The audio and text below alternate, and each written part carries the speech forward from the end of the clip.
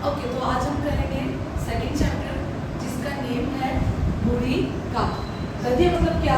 Chapter. ये आपका chapter है, आपकी एक स्टोरी है जिसके अंदर एक बूढ़ी काकी के बारे में बताया गया है।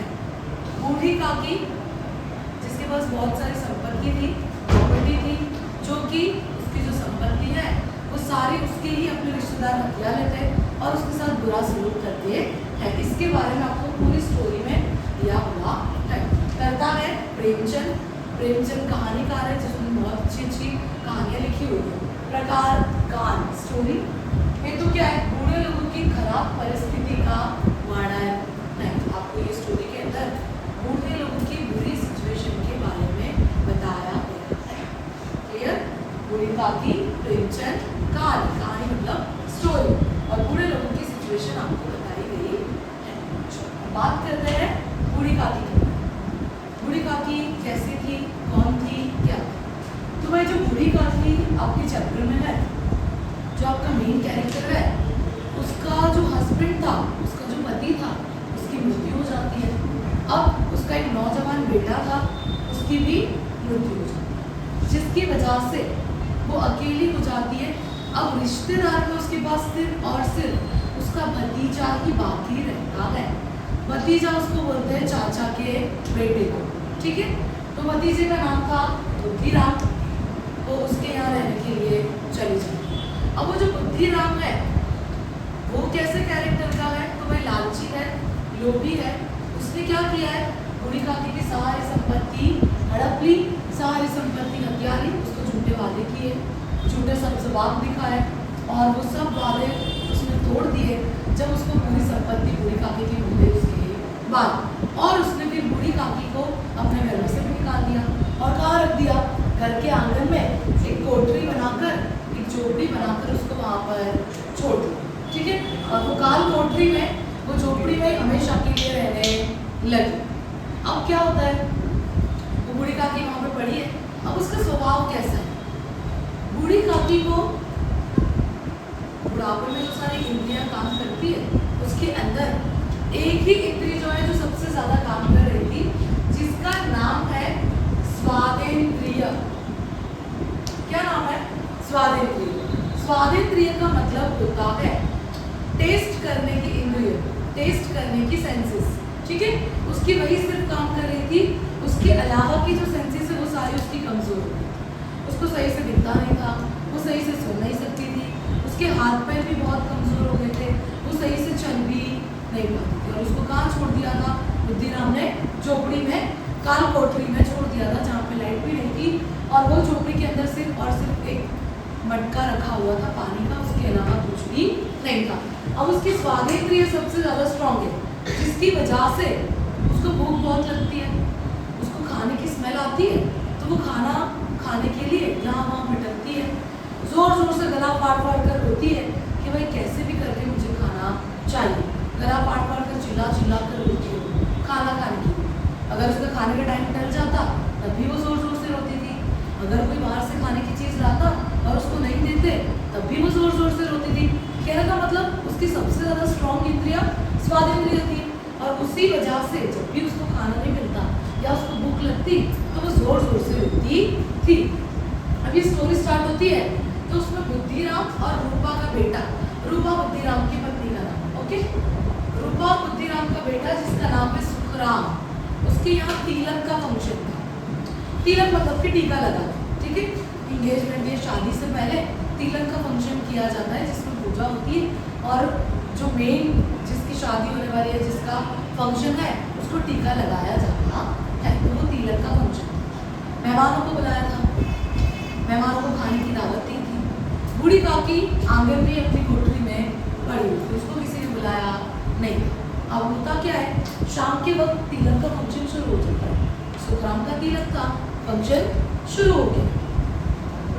उसके फंक्शन के वक्त खाने की सबको दावत दी थी मेहमानों को, तो तरह तरह के खाने बन रहे, पकवान बन रहे, पूड़ियाँ तली जा रही है, कचौड़ियाँ बनाई जा रही है, अलग अलग तरह की सब्जी बनाई जा रही है, मिठाइयाँ बनाई जा रही है। तो बूढ़ी काकी को कोठरी में घी और मसालों की स्मेल आती है, घी और मसालों की सुगंध आती है बूढ़ी काकी को। जैसे ही उसको स्मेल आती है, उसको भूख लगी होती है, उसकी भूख और बढ़ जाती है। हमको भूख लगी होती है, किसी अच्छे खाने की स्मेल आती है तो हमारी भूख और ज़्यादा बढ़ जाती है। वैसा ही किसके साथ हुआ? बूढ़ी काकी के साथ। उसको भूख लगी थी, अब घी और मसालों की सुगंध ने उसको बेचैन कर दिया कि क्या बन रहा है, खाना बन रहा है, बाहर पूरियाँ तली जा रही होगी, लाल लाल गरम गरम पूरियाँ बन रही होगी, मिठाइयाँ बन रही होगी, तो उससे अपनी कोठरी में, अपनी झोपड़ी में रहा नहीं जाता और वो रेंगते रेंगते रेंगते रेंगते धीरे धीरे बाहर आ जाती। अब बाहर वो कहाँ पे आ जाती है? जहाँ पे पूरियाँ तली जा रही थी, कड़ाह के पास। कड़ाह का मतलब होता है कढ़ाई।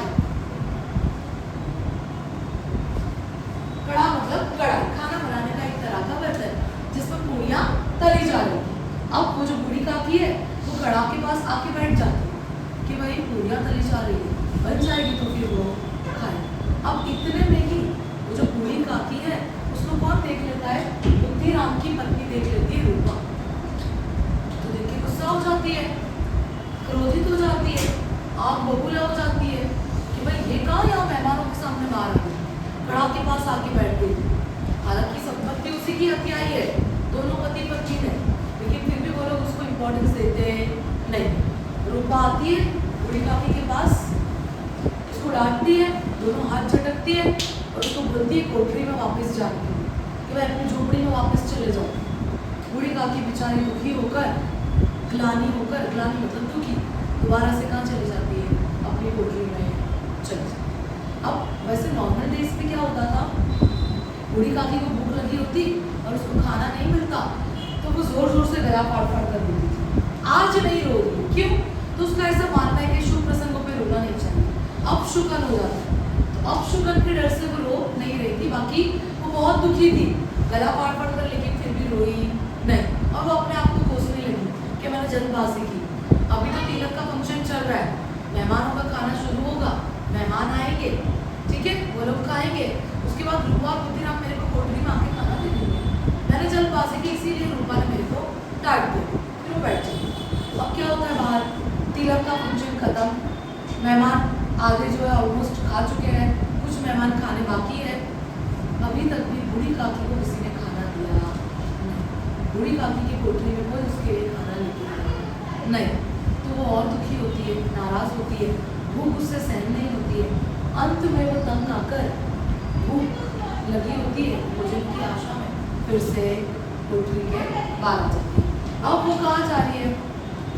रेंगते रेंगते रेंगते रेंगते वो बाहर आती है मेहमानों के पास, आंगन में, जहाँ पे मेहमान लोग खाना खा रहे थे। वो वहाँ पर आ जाती है और वहाँ पे आके वो देख रही है कि भाई कुछ मेहमानों ने खा लिया है और कुछ मेहमान अभी भी खाना खा रहे हैं, कुछ मेहमानों का खाना अभी भी चल रहा है। जिन्होंने खा लिया है उन्होंने सारी खाई हुई डिश, जिसको पत्थर खा लिया है, वो सब वहाँ पर नीचे इधर उधर फेंका हुआ है, सारे झूठे पत्थर खाए हुए, कहीं पे कुछ खाना भी बचा हुआ गिरा हुआ है। तो ये सब वो बूढ़ी काकी देख रही है, आंगन में मेहमानों के बीच बैठी है। अब उसको कौन देख लेता है? बुद्धिराम। बुद्धिराम कौन? उसका भतीजा। अब वो देख लेता है कि भाई ये बूढ़ी काकी मेहमानों के बीच आ गई है, मुझे जलील करना है, मुझे बेइज्जत करना है। तो वो गुस्सा हो जाता है, वो आता है बूढ़ी काकी के पास, उसको घसीट के दोबारा से कोठरी में ले जाता है और कोठरी में जाके पटकता है और उसको बहुत डांटता है। और फिर उसके बाद रूपा और बुद्धिराम दोनों उस रात बूढ़ी को खाना देते नहीं, वो बूढ़ी काकी को वो लोग खाना नहीं देते। अब बुद्धिराम और रूपा की एक बेटी थी जिसका नाम था लाडली। लाडली बूढ़ी काकी से बहुत प्रेम करती थी, तो जब वो खाना खा रही थी ना, तो उसने अपने खाने में से थोड़ा हिस्सा बचा लिया कि रात में सब लोग सो जाएंगे ना, तो वो जाके दे देगी किसको? बूढ़ी काकी, ठीक है। तो वो जाती है, खाना छुपा देती है। रात हो गई, घर वाले सब घर में सोने चले गए, मेहमान भी सारे वापस चले गए। बूढ़ी काकी को अभी तक किसी ने खाना दिया नहीं, वो भूखी अपनी कोठरी में पड़ी हुई है। लाडली को नींद नहीं आ रही थी खुशी के मारे कि उसने क्या किया है, बूढ़ी काकी के लिए खाना बचा, उसको खाना देने जाना है, बूढ़ी काकी को पूरियाँ देने जानी है, तो उसको नींद नहीं आ रही। अब जैसे ही लाडली की माँ सोती है रूपा, लाडली खाना लेके बाहर आती, जो 4-5 पूरियाँ बचाई थी वो बूढ़ी काकी की कोठरी में जाती है। अब कोठरी में जाकर वो क्या करती है, उसको वो पूरियाँ देती है।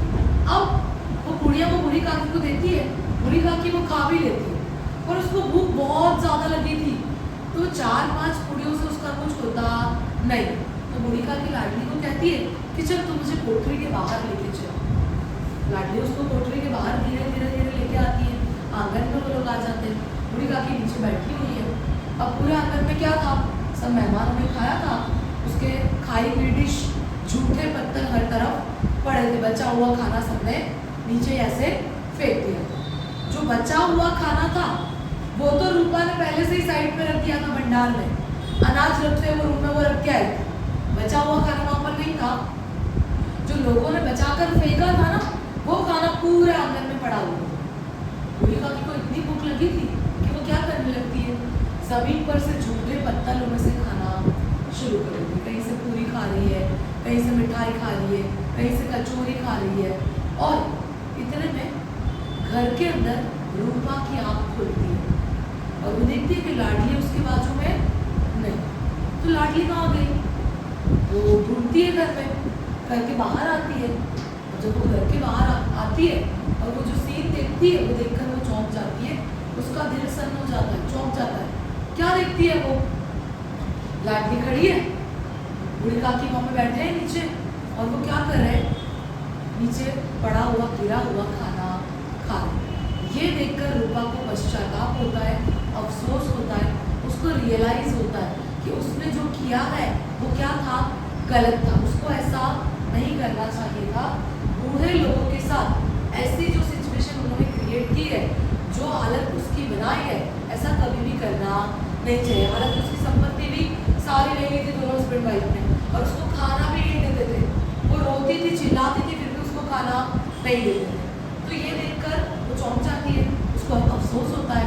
क्या करती है, वो भंडार में जाती है, बूढ़ी काकी ने पूरी प्लेट भर के खाना लेके आती है, बूढ़ी काकी को ला के देती है खाना और कहती है उससे रूपा कि भाई मुझे माफ़ करना, और ऊपर वाले से कहो, भगवान से कहो कि वो मेरा ये अपराध क्षमा कर दे, भगवान भी मुझे ये अपराध की माफ़ी दे दे। मैंने तुम्हारे साथ काफ़ी बहुत गलत किया, तुम भी मुझे माफ़ करना। वो बूढ़ी काकी बच्चों जैसी। प्रेमचंद ने एक लाइन लिखी है, बुढ़ापा बहुधा बचपन का पुनर्आगमन हुआ करता है। इसका मतलब है बुढ़ापा वापस से क्या आ जाता है, बचपना ही लौट के आ जाता है, बच्चे जैसे हो जाता है इंसान, ठीक है, कमज़ोर हो जाता है, दांत नहीं होते हैं, याददाश्त भूल जाता है, हाथ पैर सही से नहीं चलते हैं, ठीक है। तो वैसी सिचुएशन बूढ़ी काकी की हो गई थी, ठीक है। तो वो ऐसा कहती है कि भाई बुढ़ापे में उसके साथ बुरी चीज़ें की, बुरा बर्ताव किया, तो काकी माफ़ करना। और वो उससे ऐसा वादा करती है, ऐसी बात करती है कि कभी भी हमको ऐसा करेगी नहीं। और बूढ़ी काकी को कोई फर्क नहीं पड़ता है, वो तो खाना देखती है। छोटा मासूम भोला वाला बच्चा, बहुत अपने डांटा होता है, उसके बाद कोई मीठी चीज़ देते हैं तो कैसा खुश हो जाता है, वैसे ही बूढ़ी काकी को खाना देखकर खुश हो जाती है। और भोले वाले मासूम बच्चों की तरह वो सारा